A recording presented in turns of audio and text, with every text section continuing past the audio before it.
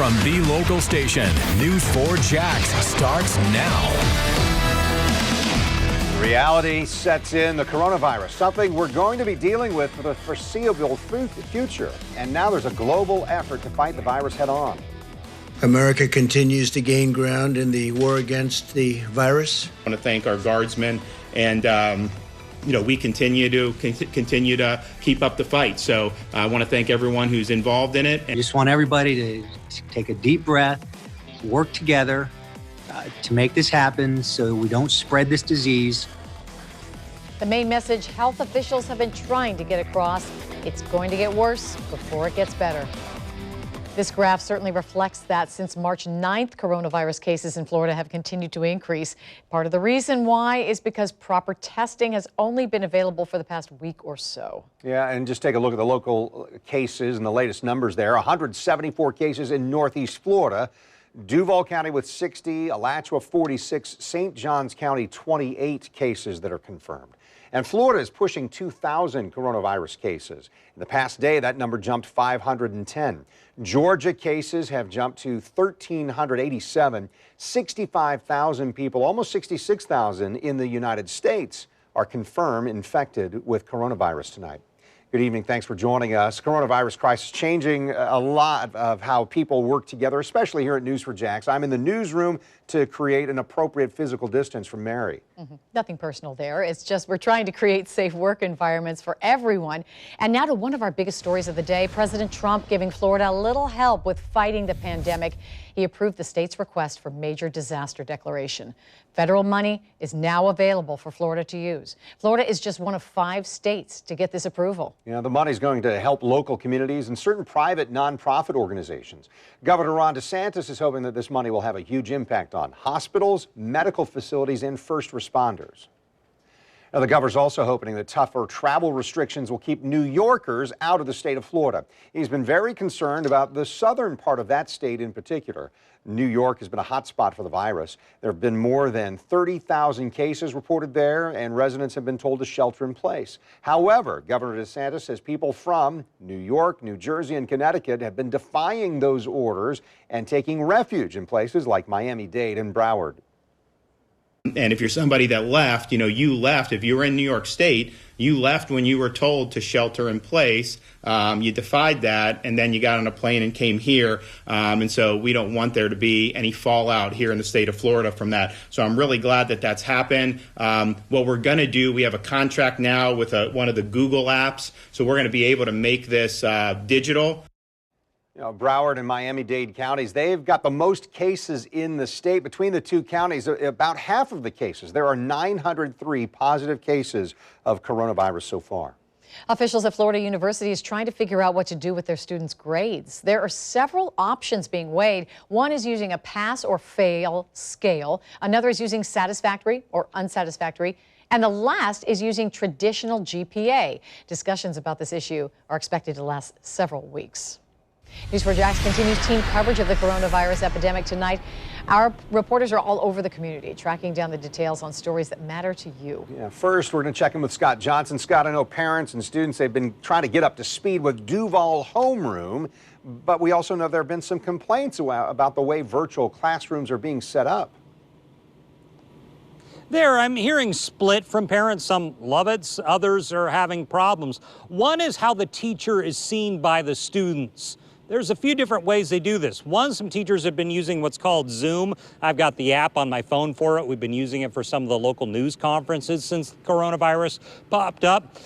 Some parents say they loved it, but the district is saying, no, use this Microsoft website we have.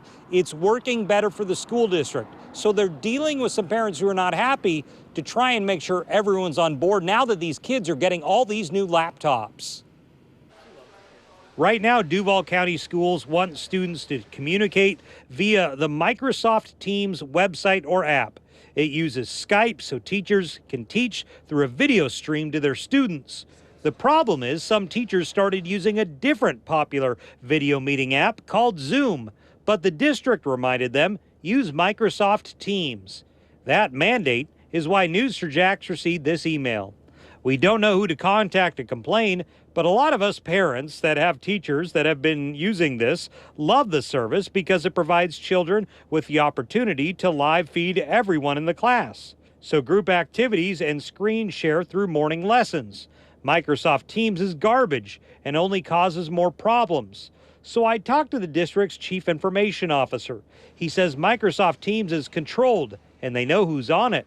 Other apps like Zoom aren't as controlled, and when you're dealing with children, they want to know who's talking to who. We did have some teachers that were using Zoom and some other resources out there. We've all kind of reminded them that we want them to use the Teams app, and inside of Teams we use Skype, and that's within our platform. So it makes it very easy for them because all the students are already rostered, they're already there, and they're all inside one platform. So that's why we're encouraging the use of Microsoft Teams and Skype in the classroom. But not all parents are complaining. Daniela Gonzalez was picking up a school laptop for her children today, and it's been happy with the video streaming and communication teachers are using. It has been easy because we have the app for to communicate with the teachers. We also have these messages, and the teachers have provided the phone numbers, so it is good. And remember, if you still need a laptop for your child, they are still handing them out at 10 different schools around the county through Saturday. They have a lot of info on times and the schools. Go to the Duval County School District's website if you want some more details on where you can pick one up for your child. We are live in Mandarin tonight. Scott Johnson, Channel 4, the local station.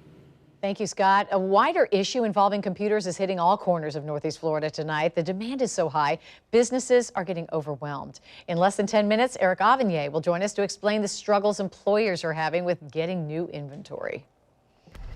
Now, a happy homecoming for a couple who finally made their way home to Jacksonville after being stranded in Honduras. News for Jax reporter Corley Peel has been keeping in touch with Chris and Teresa Mbach during their journey home.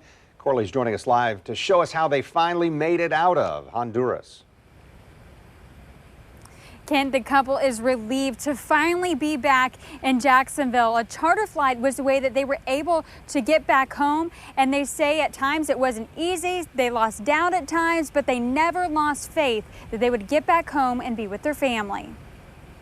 Chris and Teresa Mbach came home to find balloons and a welcome home sign in front of their Jacksonville home Wednesday after being stranded in Roatan, Honduras. Our kids have been wonderful. Our refrigerator's stocked up.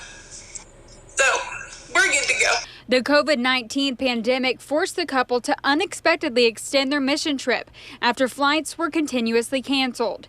Their only way out was through a charter flight that required 100 people to go, but they only had 68 Americans that signed up. There was about a 2-hour window where your heart was just like right here thinking, oh my gosh, are they going to come? Are they going to come? Despite not having 100 passengers, the plane still came, allowing the Mbachs to fly out on Tuesday. It was a happy moment. The entire plane was cheering, and it was a pretty remarkable time. The Mbachs say they had many ups and downs, but they never lost faith. It's been a rough few days. Yeah, but it has been a rough few days. But, we just trust the Lord and know that He's got a big picture plan, and He's in control, and we just had to remember that. Now they'll spend 14 days in quarantine, but they say it's worth it, knowing that they're home. While the Mbachs were stranded in Honduras, we were able to connect them with other Americans who were also stranded. If you are stranded in another country, the Mbachs say never give up hope and get out as fast as you can. Reporting Corley Peel, Channel 4, the local station. Thank you, Corley. After legislation was passed earlier to close all dog racing tracks in the state, facilities are now closing their doors earlier than expected, and that's all because of coronavirus. A facility in Daytona is only 1 out of 6 that has committed to permanently closing. An agency representing the Florida Greyhound Association spoke with us earlier today, and they told us the other 5, including Best Bet in Orange Park, will try to reopen before they have to shut down in December. Because of the current crisis, it was stepped up. These animals were going to be put up for adoption anyhow in the coming months. But obviously, with the Best Bet closing abruptly, that's caused everything to be accelerated. And from the association, we believe St. Petersburg is providing $2,500 per week to go toward kennel operators and care for the greyhounds. There are more than 5,000 racing dogs in Florida. News4JAX will continue following the latest details surrounding the coronavirus. We have a special section dedicated to the pandemic on our website. There you can find interactive maps that show global, local, and state maps. And we're taking a live look outside from our Riverside Sky Cam. The past few days have been pretty toasty here in Northeast Florida. Yeah, I understand it's going to feel slightly different when you wake up tomorrow. So in just a few moments, John Gahn will join us to talk about a weak cold front coming through. Stay with us.